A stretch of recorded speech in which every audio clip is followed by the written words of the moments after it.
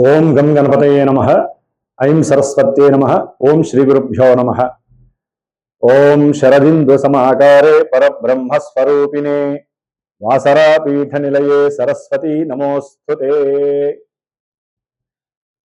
వీక్షించేటటువంటి ప్రేక్షక అభిమానులందరికీ నూతన సంవత్సరం 2026 సంవత్సరం జనవరి 1 నుంచి కూడా డిసెంబర్ 31వ తేదీ వరకు ఈ సంవత్సర కాలం అంతా కూడా మనకి అంతరిక్షంలో ఉన్నటువంటి గ్రహాల యొక్క సంచారాన్ని గనక మనం గమనించినట్లయితే ముఖ్యంగా వీటిల్లో ఔటర్ ప్లానెట్స్ అయినటువంటి 4 గ్రహాలు, వాటిల్లో గురుడు, శని, రాహువు, కేతువు.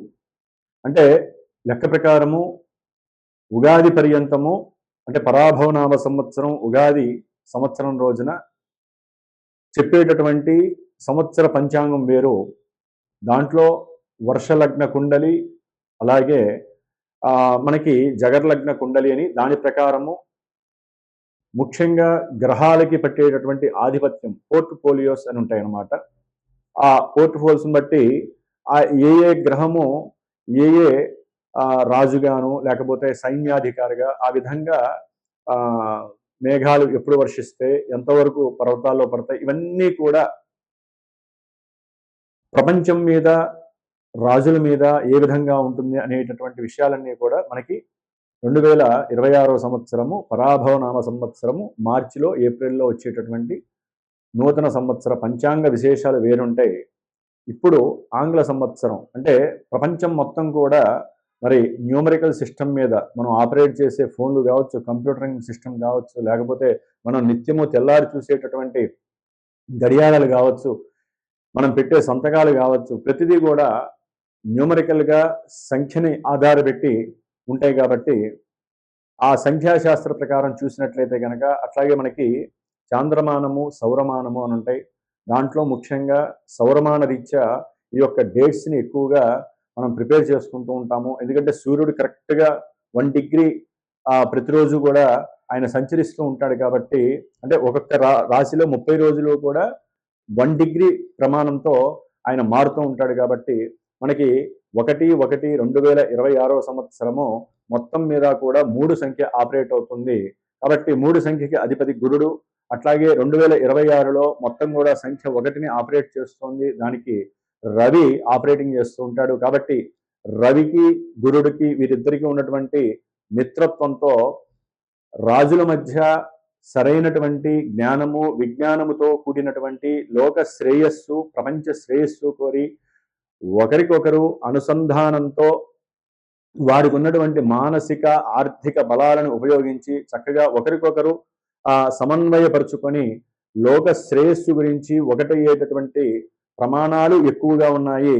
అట్లాగే లోక అభీష్టము, లోక శ్రేయస్సుని ఆలోచించుకొని ఉద్దేశించుకొని ప్రతి దేశము ఓకే యుద్ధాలు వస్తాయి అంటే గ్రహాలను బట్టి యుద్ధాలు జరుగుతాయి, ఎన్నో ప్రమాదాలు వస్తాయి, మృత్యుఘంటికలు, ఎన్నో రకాలైనటువంటి సమస్యలు వచ్చే అవకాశాలు ఉన్నాయి, అగ్నిపర్వతాలు పేరుతాయి. అట్లాగే మనకు ఉన్నటువంటి మంచు కొండల్లో ఉన్నటువంటి లావా బయటకు వచ్చే పరిస్థితి ఉంది, మంచు కొండలు కరిగిపోయి ఎన్నో ఉప్పెనులు వచ్చే ప్రమాదాలు ఉన్నాయి, వాయుపరమైనటువంటి ప్రమాదాలు అంటే ఆకాశయానంలో అది రాకెట్లు కావచ్చు, లేకపోతే ఏరోప్లేన్స్ కావచ్చు, చిన్న చిన్న ఎయిర్ క్రాఫ్ట్స్ ఏవైనా సరే ఎన్నో ఇబ్బందులు పడేటువంటి అవకాశాలు ఉన్నాయి.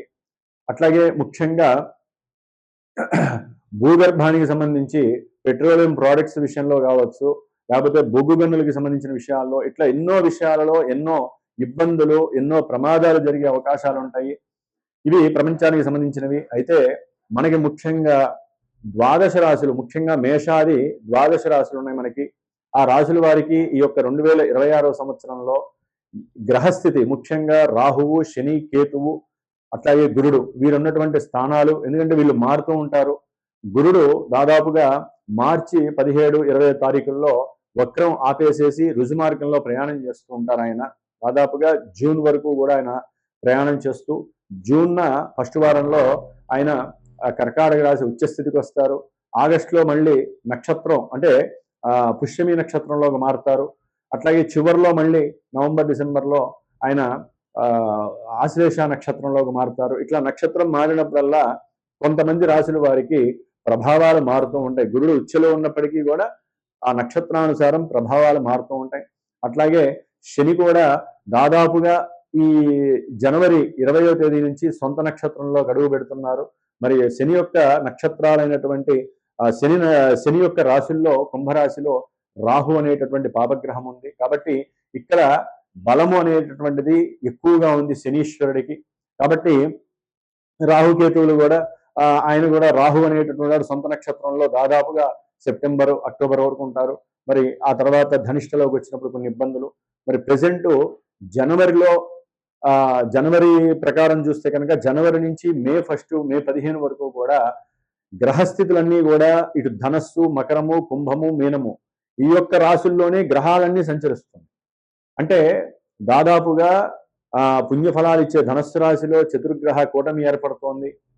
అట్లాగే మకర రాశి కర్మస్థానాధిపతి అయినటువంటి శని ఇంట్లో దాదాపుగా 4 గ్రహాలు, మళ్ళీ కుంభరాశిలో రాహువు ఉన్నటువంటి ఇంట్లో కుంభరాశిలో మరి 5 గ్రహాలు పంచగ్రహ కూటమి ఏర్పడుతోంది. దాదాపుగా జనవరి, ఫిబ్రవరి, మార్చి, ఏప్రిల్, మేలో దాదాపుగా మే ఎండింగ్, జూన్ వరకు కూడా శని కుజులు కలుస్తున్నారు. శని కుజుడిని చూస్తుంటేనే ఇప్పుడు ఇంత ఘోరాలు జరుగుతుంటే శని కుజులు కలిసి మనకి మీనరాశిలో ఉన్నప్పుడు కొన్ని రాశుల వారికి ఎన్నో ఇబ్బందులు ఎదురే అవకాశాలు ఉంటాయి. అట్లాగే ప్రపంచానికి కూడా ఎన్నో రకాలైనటువంటి గండాలు ఏర్పడే అవకాశాలు ఉన్నాయి. ముఖ్యంగా జల సంబంధితమైనటువంటి, అగ్ని సంబంధితమైనటువంటి, వాయు సంబంధితమైనటువంటి పంచభూతాలు కన్నెర్ర చేసేటటువంటి పరిస్థితులు మరి మనకి ఏప్రిల్, మే, జూన్ నెలల్లో కనిపించే అవకాశాలు ఉన్నాయి. ఏదేమైనప్పటికీ జూన్ వరకు అందరం కూడా ప్రపంచ శ్రేయస్సు కోసము, మన యొక్క భూవాతావరణాన్ని కాపాడుకోవడం కోసము, అట్లాగే పొలాలు, జంతువులు, మనుషుల యొక్క ఆరోగ్యము కాపాడుకోవడం కోసము ఎవరికి వారే యజ్ఞ యాగాదులు కానివ్వండి, లేకపోతే మానసికమైనటువంటి జపతపాదులు కానివ్వండి చేసుకోవడం చాలా ఉత్తమము.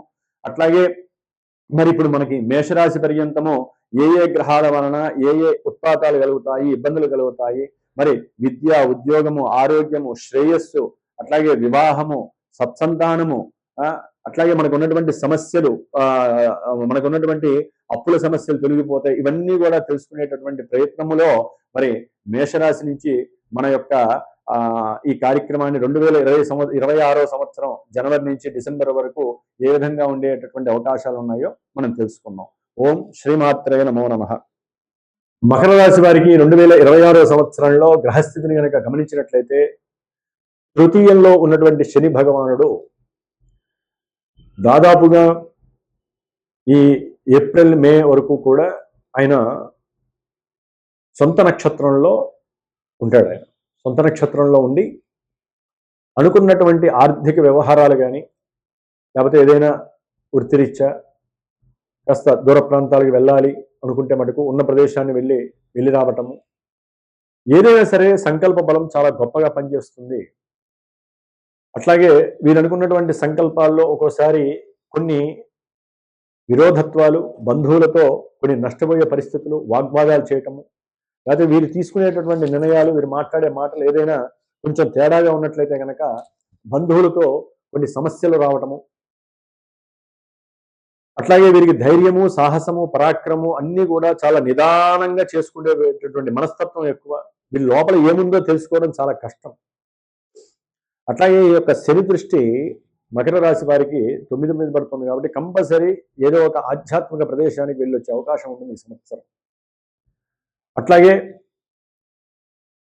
ఎవరైతే ఈ యొక్క మకర రాశి వాళ్ళు ఉన్నారో వారికి 6వ స్థానంలో ఉన్నటువంటి గురు మహానుభావుడు వలన ఉద్యోగరీత్యా కొన్ని ప్రతిబంధకాలు ఏర్పడతాయి. వీరు ఏదైనా సరే ఉద్యోగరీత్యా దూర ప్రాంతాలకు వెళ్ళాలని ఆశిస్తున్నారు, వారికి కొన్ని ఆటంకాలు అవి జూన్ వరకు ఉన్నాయి. జూన్ తర్వాత మాత్రము మకర రాశి వారికి గురుబలం చాలా అత్యద్భుతంగా ఉంటుంది. కంపల్సరీ విదేశాలకు వెళ్ళే అవకాశం ఉంటుంది.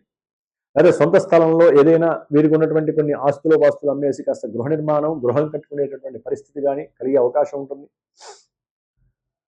అట్లాగే ఏదైనా వీరి దగ్గర ఉన్నటువంటి కారో, బైకో, లేదా అంటే ఒక వాహన విక్రయాన్ని చేసేటటువంటి పరిస్థితి, భూ విక్రయ పరిస్థితి కనిపిస్తోంది. దాని ద్వారా వీరికి వ్యాపారంలో పెట్టుబడులు పెట్టుకొని, ఒకసారి కొంతమంది రియల్ ఎస్టేట్లో కూడా వ్యాపారంలో పెట్టుబడి పెట్టుకొని ఆర్థికంగా డెవలప్ అయ్యే అవకాశాలు ఉంటాయి.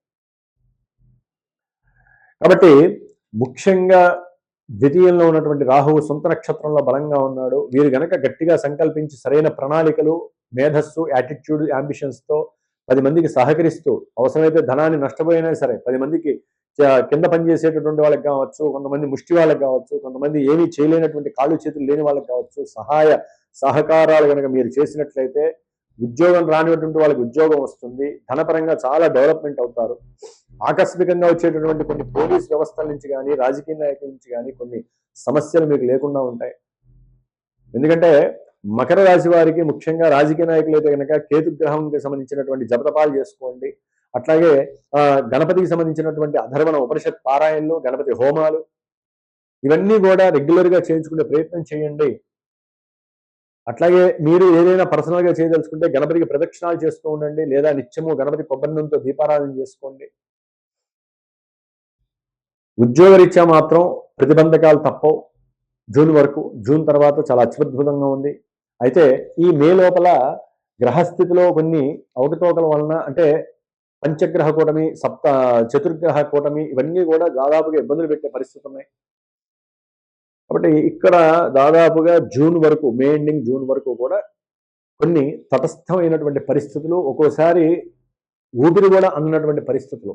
ఒక్కటి కాదు, సంతాన రీత్యా, తండ్రి రీత్యా, భూముల యొక్క అమ్మకాల రీత్యా, లేకపోతే భూములు కొనే దాంట్లో మోసాలు కావచ్చు, గొడవలు కావచ్చు, ప్రమాదాలు కావచ్చు, ధన నష్టం కావచ్చు, అట్లాగే ప్రేమికుల మధ్య విరోధత్వం కావచ్చు, భార్యాభర్తల మధ్య అనుకూలత పోయి లేనిపోని అనుమానాలు కలగచ్చు, కుటుంబంలో ద్వేషాలు, దోషాలు కలగచ్చు. అంటే రవి, బుధ, శుక్ర, కుజగ్రహాల యొక్క కాంబినేషను దాదాపుగా ఒక 3-4 నెలలు ఉంటుంది. ఈ 4 నెలల లోపల ఎన్నో రకాలైనటువంటి పరిస్థితులు ఎదురయ్యే అవకాశం ఉంటుంది. కాబట్టి ఇవి జరిగినా జరగకపోయినా ఎవరిదైనా పర్సనల్ జాతకం ఉంటే దాంట్లో చూపించేటటువంటి దశలు, అంతర్దశలు కనుక అనుకూలంగా ఉంటే కొన్ని ఇబ్బందుల నుంచి బయటపడే అవకాశం ఉంటుంది. ఎందుకంటే మీ జన్మజాతకంలో ఏదైనా దోషాలుంటే అది దశలు, అంతర్దశలు తెలియజేస్తాయి. మనకి అద్దంలో మనకి ఉన్నటువంటి మచ్చలు ఏమున్నాయి, మనకి ఏం దోషాలు ఉన్నాయో తెలుస్తుంది. అట్లాగే మనకి అంతరిక్షంలో ఉన్న గ్రహాలు ఇప్పుడు ఈవెంట్స్ జరుగుతాయి లేదా, వివాహం అవుతుందా, ఎప్పుడవుతుంది, సంతానం ఎప్పుడు కలుగుతుంది, విద్య అసలు ఉందా లేదా, నేను అనుకున్నది సాధిస్తానా లేదా, ఇవన్నీ యాటిట్యూడ్స్, ఇవన్నీ కూడా జన్మజాతకంలో ప్రేరేపితం అవుతాయి. ఆల్రెడీ సెట్ చేసి పెట్టుంటాయి. కాబట్టి ఉంటే జన్మజాతకాన్ని మనం అన్వేషించాలి.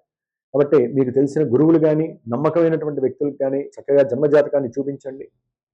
మీకు ఉన్నటువంటి ఈవెంట్స్ సాటిస్ఫాక్షన్గా ఉండాలనుకుంటే అవి దానికి ఏదైనా అడ్డంకులు ఉంటే, ఎందుకంటే జాతకం చాలా సముద్రం లాంటిది, ఎంతో లోపలికి వెళ్ళి చూస్తే కానీ బయటికి తీయలేం దాని యొక్క నార. ఒక్కొక్కరికి ఒక్కొక్క మేధాతత్వం ఉంటుంది, ఒక్కొక్క గురువుకి ఎవరు చూసే దృష్టి వారికి ఉంటుంది. మనం ఎవరిని కూడా కించపరచకూడదు. ఎవరైతే అవతల వ్యక్తి మనల్ని సంప్రదిస్తాడో ఒక గురువుని, ఆ గురువు ఒకటే. అతనికి అర్జునుడి కళ్ళు ఏ విధంగా అయితే పక్షిగుడ్డు మీద ఉన్నాయో, ఇతని యొక్క నేత్రాలు వారి యొక్క జాతకాన్ని అన్వేషించడంలో ఈ గురువు యొక్క ఆధారితమైనటువంటి పరిస్థితి ఉండాలి తప్ప అవతల వ్యక్తి ఎప్పుడూ బాగుండాలని కోరుకునేవాడే సరైన గురువు. దానికి తగ్గ నియమమైనటువంటి కొన్ని మార్గాలు వారికి చెప్పాలి. కాబట్టి ఈ విధంగా మకర రాశి వారికి సంబంధించినటువంటి విషయంలో కాస్త గురు దత్తాత్రేయ స్వామి దర్శనాలు కానీ, ఆయనకి సంబంధించిన అనుకూలతలు కానీ చేసుకోండి. శనగలు కాస్త నానబెట్టి గోమాతకి దిగమించండి. మీకు ఉద్యోగం త్వరగా వచ్చే అవకాశము, వ్యాపారంలో వృద్ధి, అట్లాగే ఏదైనా కొన్ని ఆకస్మిక దుస్సంఘటనలు, ప్రమాదాలు, ఉదర సంబంధిత దోషాలు, తండ్రికి సంబంధించిన ఇబ్బందులు తొలగిపోయే అవకాశం ఉంటుంది. గణపతి ఆరాధన మస్ట్ అండ్ షుడ్. ఓం గం గణపతయే నమః.